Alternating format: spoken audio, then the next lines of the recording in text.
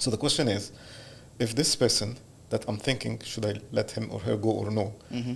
If they did receive an offer from a different company, a higher offer, Mm-hmm. would I counter offer or just let them leave?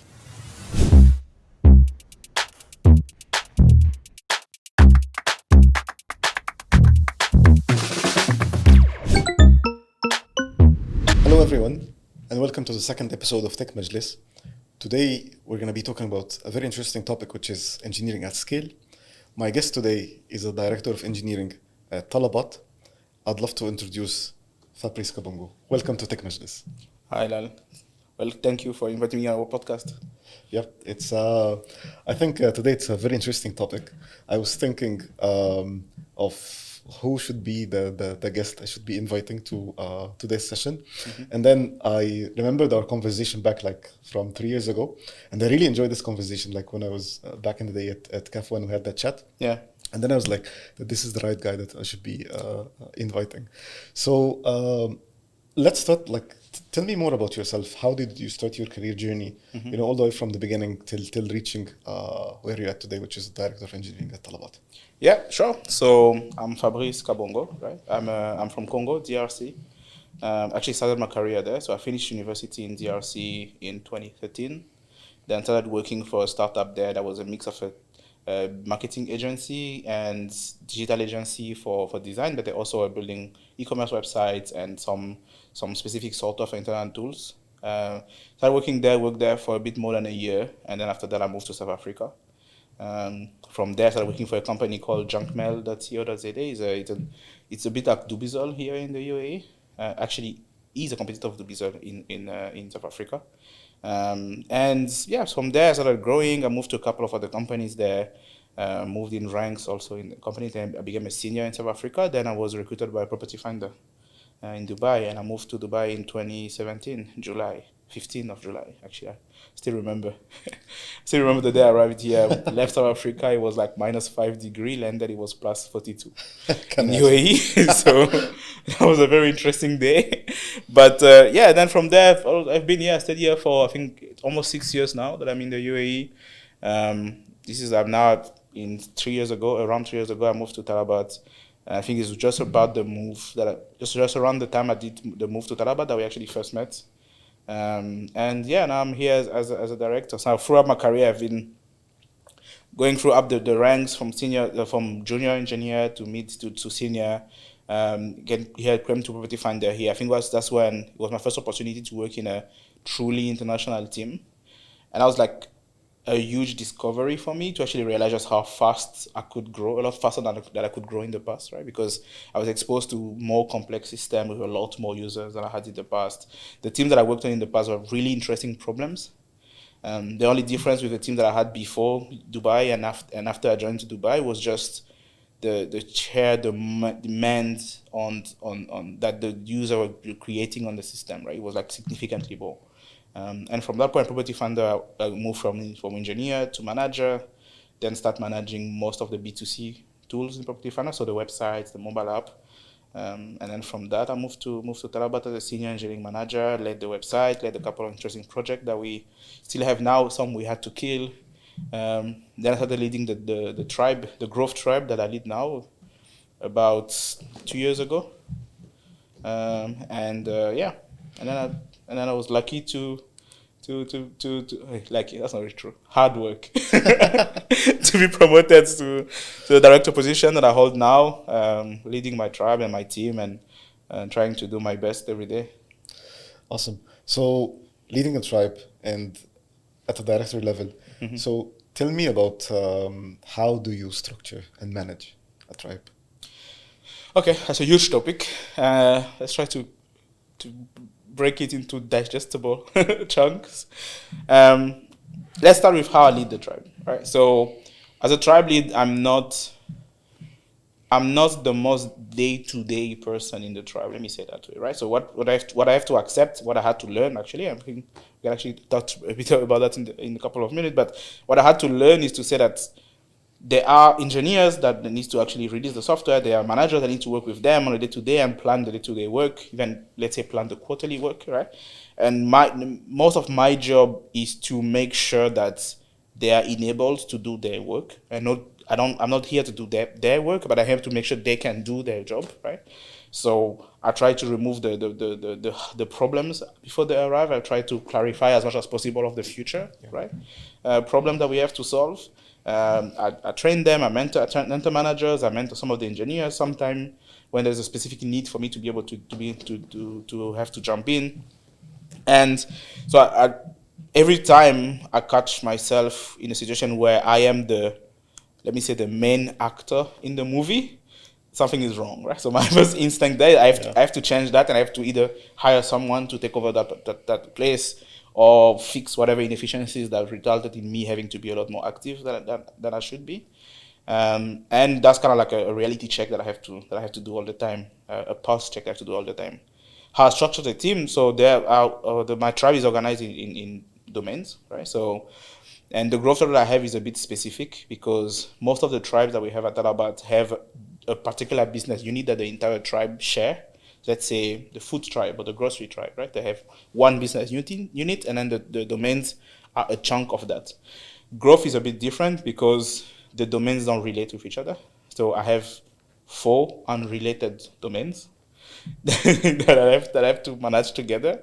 One works on our ad technology, for internal ad technology on Talabat. The other one is customer retention, including some product like T-Pro, for example, Talabat Pro, our subscription product. Another one is incentive, responsible for all our discounts and combos and all that on the platform. And the last one is around vendors, so catalog integration, transmission of orders, etc.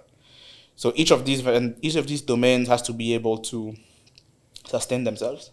They need to be able to think of new problems, work with their business partners, deliver on the promises that they made, have enough resources to do data analysis or to do discovery, etc. So my job is to make sure that we have the right group of people to run those domains.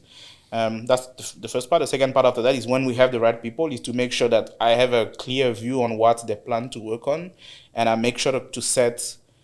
Actually, I told that yesterday to someone. I was like, probably one of the best thing we can do is always set clear boundaries to what our team needs to do, right? So you set the vision and you put the boundaries, like, this is the limit of what you can do. And then whatever you do here, like, go wild, right? But don't go over the line. Yeah.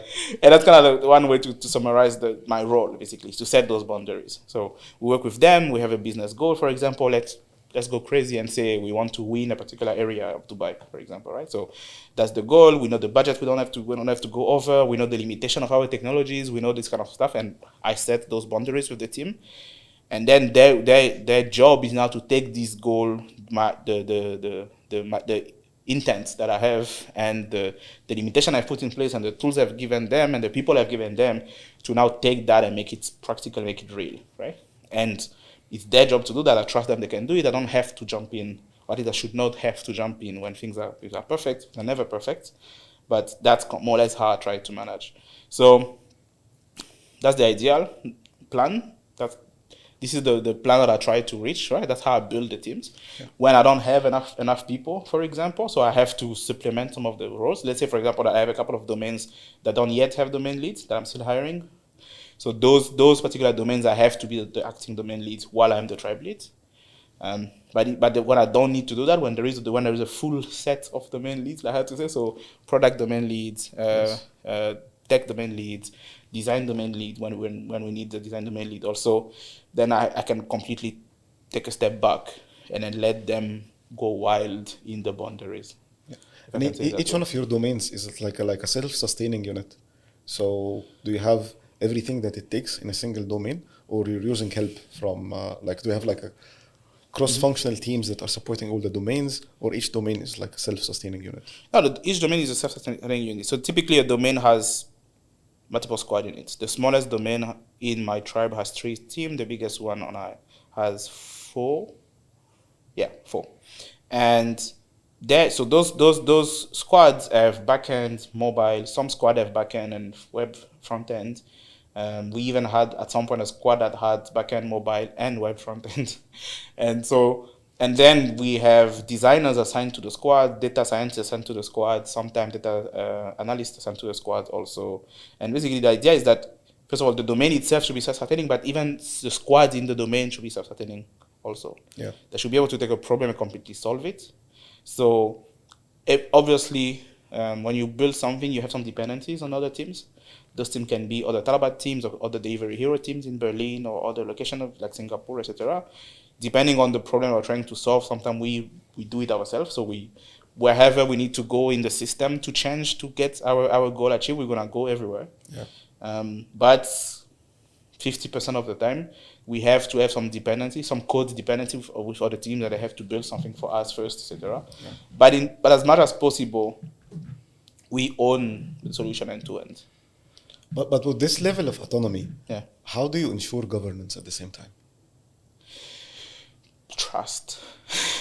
Trust and skill. So, okay, obviously the story is a little bit more complex than that, but if I can try to summarize it in a short answer, it would be you have to put in place the right managers in the squad and in the domain that you know that they understand the bigger picture and they can you trust their judgment, right? So that whatever problem that happened, they can take the right decisions.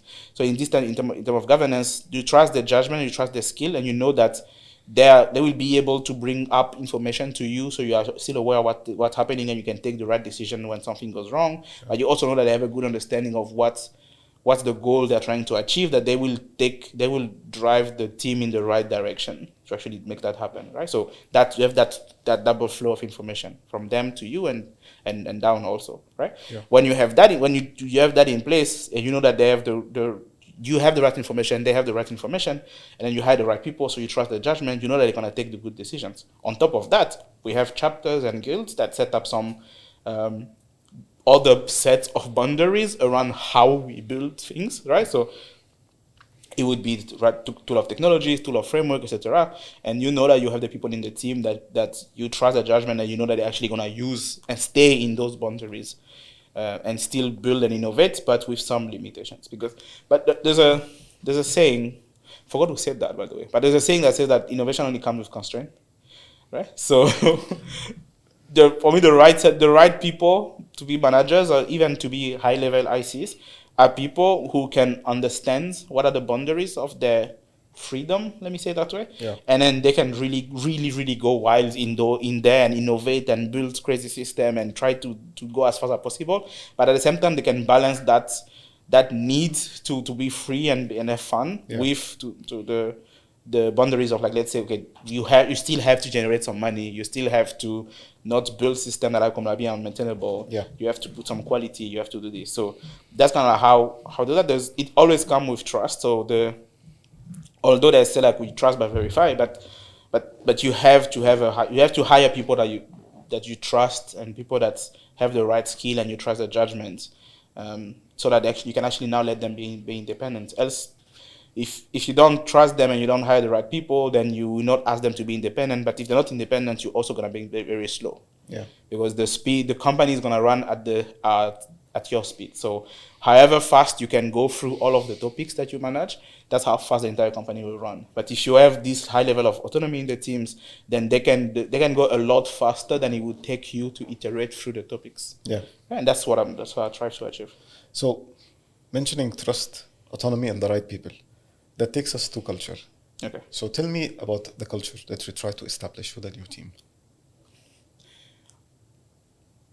Let me try to find one or two words that I can use to just completely clarify everything. But basically, a couple of things that matter to me, right? So first is people that have a strong sense of responsibility.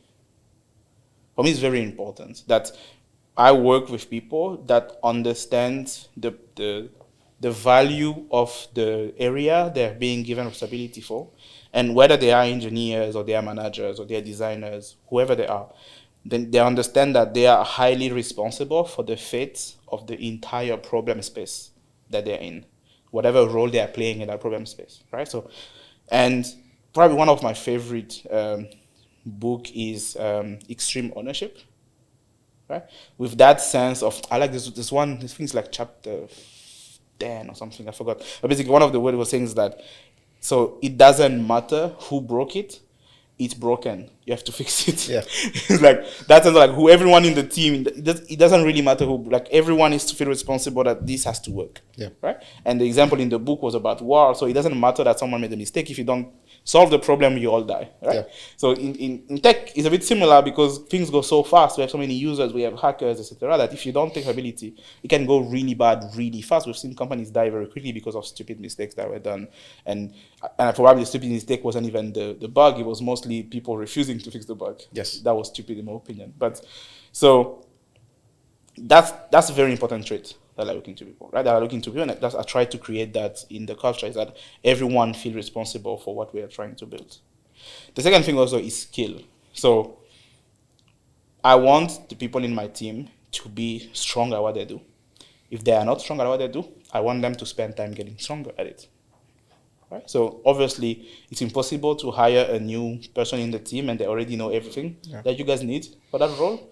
I think it's probably is impossible to have so if you pick a random employee in any company, they probably don't know everything they need to know for the job they have, probably anyway, right? So the idea is you try to make yourself stronger constantly, right? And that's something that I believe in. We have a culture of continuous growth at Talabat that I buy into 100%. And in my team, I try to build that concept of saying, you know what, like as we solve our problems, as our system evolves, our business grow, we constantly going to have a new set of problems we never had to deal with before, right? So we need to have people that can evolve with the problems. Hopefully before the problems, but most likely evolve with the problems and constantly get better as the system becomes more complex and our problem become more difficult, right? Yeah. That's the second point. The third point, which will probably be the first point, is extreme respect for everyone. I build a very chill culture. I'm a very chill person. I make jokes. I tease the people in my team. They tease me, etc. But it always is in a very clear sense of everyone respect everyone. Try as much as possible to beat discrimination, to beat lack of respect, to beat just bad behavior, right? In general. Yeah. There's an article I wrote. It was about the kind of like how to help an engineer just be a good engineer, right? In general. And one of the I was trying to identify pillars that would make someone successful in a company. I was saying that what every company expects from almost everyone is that you make the company money, you prevent the company from losing money, you help your colleague grow, and the other one is you build a good environment. And I was like, the easiest way to help build a good environment in your company is just be a good person. That's like the bare minimum. Exactly. So that's kind of which is not so easy, by the way. It's not actually like a lot of the problems is when people just are not good people. Like, okay, in quotes, good people, but like they have weird quirks that ruin the environment, right? So that for me is very important for me, that I'm working with people that just have a certain level of decency to be able to create a good environment with people around them, and they don't have to be. It doesn't matter that you are extroverted or introverted. I'm like a weird mix in between, but like it doesn't matter as long as you're just polite and you can work with people. You don't uselessly aggravate people. For me, that's good. The last point is communication. I had a bias before that I had to unlearn, which is basically I went from first super introverted, I didn't want to communicate, I didn't like talking a lot, to the contrary, super extroverted, I was like the talker, etc. That was like the time I moved into management and I got promoted as a manager, and like at that, just before that, I was a huge talker, right? More than now, but I was a huge talker, and for 6 months, I would say I had a bias of like, for me, good communicator meant you are the big mouth in the room. Yeah. Right? I had to unlearn that. And now what I mean by communication is just, are you able to get the information in your mind in someone else's mind? Yes. That's the simplest way to inform that. So if you do that with very silently on your Slack channel and just text me something and say, hey, Fabrice, this just happened. That this is why it happened. This is the plan that I have to fix it. I'm gonna let you know in 2 hours what if it works, so we can plan something else, and then that's it. Versus you send me a huge, well-driven in Google Doc document with a lot of details. Both are good, as long as the information gets through. Yes. What I don't like though is when people retain information, or they hide, or they're like, oh, I'm gonna fix it super fast, therefore I don't need to tell you now, right? I'm gonna tell you when I fix it, Yeah. because I bring the bad news and the good news. Just this kind of like decision that we take, but like we basically we block the need for communication because we have another need for, I don't know, looking good or saving the problem or Yeah. whatever, right? So that's bad. What I want is just a team that communicates a lot, Yeah. right? Share a lot of information. Information is constantly being shared among everyone. That's important. I would say the last 2 points, it's kind of like a mix of respect and. Okay, let me go forward. I'm guessing I'll clarify that as I explain. Okay. So the first one is trust, right? So building trust. So for me, what I mean trust is not like, oh, people need to trust each other. More like people need to build trust. So the simple way that you build trust is do whatever you promise that you're gonna do, right? So work in a team with people, and if someone say, look, go, I'm gonna go and build this feature, I will write the OKR document, send it to you tomorrow. Send the OKR document tomorrow. At the very least, tell me tomorrow that something happened and you're gonna be late, and then do it the day after. But give me a reason to trust that when you say something, that's what's gonna happen, Yes. right? And it's get a lot. I try to at this version I just told you now is something that I've had to hone through mentoring session and try to simplify it as much as possible. And I think this for me is the most simpler way to explain. The best way to explain it is the best way to build trust is do whatever you promise you're gonna do. If you just put yourself in your life and that's your rule, if you say something, you're gonna do it. So which means don't promise too many things, right? Yeah. So like whatever you promise, just do it. You will very quickly climb your ladder of the most trusted person in your social circle. Yes. Same at work, right? So whatever you promise, do that. Don't promise too many things. And if you do that in EM and PM in a team, suddenly they like working with each other because whatever the other one say, they can trust that it's gonna happen. PM and developers in EM, etc. That's important. The last one is what's the integrity. Yeah. As for me, it's like it's a live or die problem. Let me say it that way. Yes, of course. It can show in many things, right? It can be how the company you work for, the way it treat, the way the way it acts by itself. I would say the company itself. So that's for me a choice. Before I move for a company, I check that. The other point is there's people around you, so people that you don't want to work with people that lie. Yeah. You don't want to work with people that steal money, right? And stuff like that. Those are like the obvious ones, right? But there are also a bit less obvious ones when, like, people that artificially create a good image of themselves so that for some benefits when really they don't deserve those benefits, right? For me, I'm like, you know what? If you are truly the best person on the planet at a particular skill, all money to you, right? but then don't create a fake image of you being the best person because that's your. Yes. And then if I detect that, then I know you don't have integrity, and I'm not gonna hire you. There are people that I've interviewed that 99% of the skills that we were checking for in the interview were matched, and we could have hired them. It's just that we could identify as interviewing them that they just randomly lied on stuff. Yeah. Sometimes not even big things, like small things here and there. And we were like, look, if you lie on things that if you think about it, we can actually verify. Yeah. What about when actually we cannot verify? Yeah. Stuff like you can completely mess up here. And so that's another point that I tried to build in the culture. So that's when I was an EM leading one team, that's what I put into the engineers, and now the people the managers that I manage also work together based on those rules. Fortunately enough, people that I manage, we have a good relationship and we understand each other, and so far we match the culture. Yeah. Actually, you mentioned 3 things that are very interesting. Mm-hmm. Yesterday, I was writing an article about high-performing distributed teams. Mm-hmm. And you've mentioned 3 things that I do relate to big time. Context sharing, building trust, and setting direction. I really liked how you explained direction by like drawing the borderlines, and then within those borderlines, be as innovative as you can, but like don't cross those borderlines. And context sharing and trustworthiness, for sure. I want to ask you a question, again on the culture point. Mm-hmm. Definitely you have to deal with a situation where you have to deal with toxicity within your team. Yeah. How do you disinfect toxicity? The best way to disinfect toxicity in the company is to first not hire the person that brings it. But let's say you couldn't stop them at that point. um, okay, more serious answer. Um, it's usually really hard.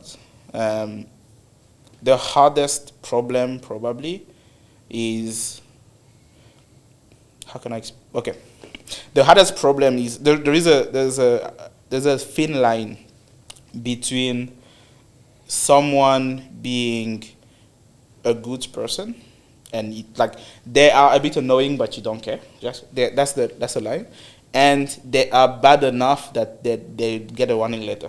Mm-hmm. There's a space there that someone can be, Yeah. right? They're so annoying that they really ruin your day, but it's still not yet enough that they would deserve a warning letter, right? Yes. And that so far has been the hardest place for me because I don't think you can actually fix that. Like you have to like try to mentor them and convince them, Yes. and it's very hard. And depending on the law of the country, like if it's Germany, for example, they can't do anything because it's very hard to fire people, for example, there. But like, despite that case, which I really hope no one ends up in that case, despite that case, in general, for me, there are only two approaches that you have to take, right? Approach number one is, or step one, sorry, is go straight to the person, tell them the truth. It's like, look, there is a problem right now. We like working with you, we like the project work together, but you unfortunately showing a behavior that making it difficult for people to work with you. Although I trust that person has skills that we want, that's why they work with the company, right? But although you have the skills that we want, you have the right knowledge that we want, with your behavior, you are canceling those skills, basically. You're canceling the utility of those skills. Because if you alienate your team so much that they want to leave, then you become a lot more expensive. You become a liability. You become expensive to us a lot more than you bring value, right? So why telling that to people openly and kindly, with respect, obviously, but why openly? It's so that there's no misunderstanding, that this is a problem, it needs to be fixed, and we can work together to fix it. I can give you guidance to fix it. Some companies even I've worked with companies that have hired coaches, communication coaches, for people that are like highly skilled but with communication problem. But so there are things we can do to actually help those people change the way they behave. Most cases, they just change themselves in general, right? But like, we can even go, as long as they agree that there's a problem and they're willing to work on that, we can solve it, right? We can bring them under the line of being annoying. They don't have to be perfect, just not too annoying. Yeah. Let me say it that way. The other case, though, is that if someone doesn't agree that it's a problem, and they continue to make it difficult, I believe that as a leader, our role is to be open to take difficult decisions that we might be hated for. And sometime, and I've had to do that in the past, is to tell the person, look, I can't let you be in the team like this. You have X amount of time to work on this. I'm going to give you all the support in that time to fix the problem. But if you don't fix the problem, I'm going to have to take you out of the team. Yeah. And by that, I mean, like, take you out of the company, right? Because the truth is, a lot of the time where you have someone that is toxic in a company and then make everyone's life miserable, the person at fault is actually the leader that never asked them to go. Yes.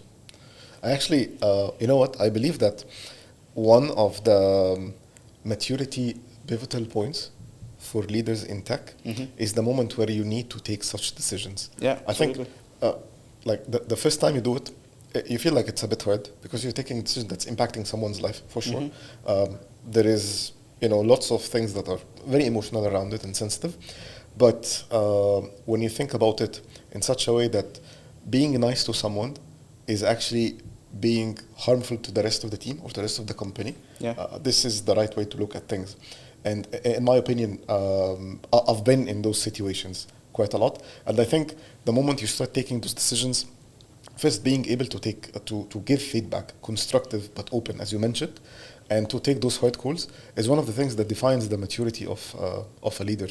Absolutely agree. When I interview for managers at Talabat, it's like question number 4.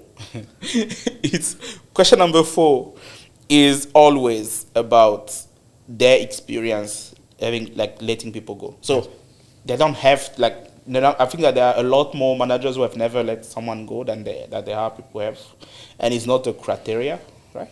But what I want to know is what their understanding, right, of having to let people go. Yes. Like how do they handle these kind of situations? How do they approach that? Because there's a I don't know if you're open to talk a bit about the emotional toll of having to fire someone. Yeah. On the person who fires actually. That's the people don't talk a lot about that. But like it's difficult to do, right? It's a very hard decision you have to take. And like a lot of people are trying to run away from that as much as possible. And I've seen, like in my relatively short career, I have seen way too many cases of very deep, like very, very deep low performance, or like really, really bad toxic environment.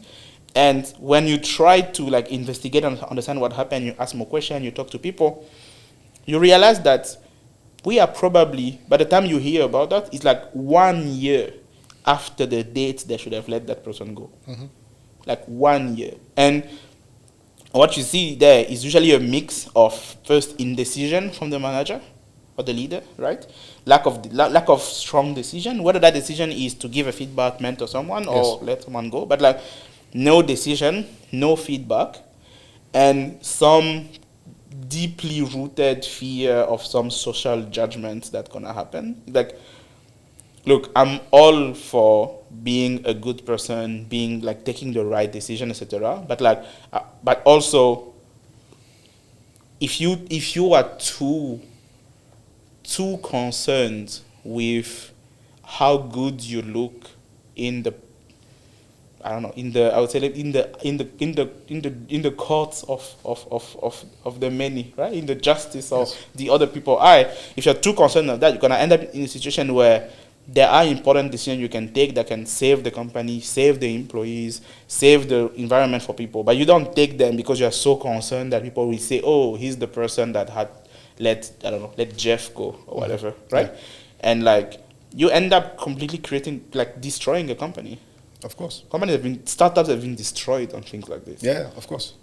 Um, I've seen cases. It varies according to the scale. Like I do mentor many startups, and one of the patterns that I see quite a lot is that founders, they're looking for a technical co-founder, so that they hire their techie friend as a CTO, and then at some point of time you reach a stage where your company is growing, but this person is not enabling your company because they lack the right tools, they lack the experience. Pretty much this can be their first experience in leadership as well.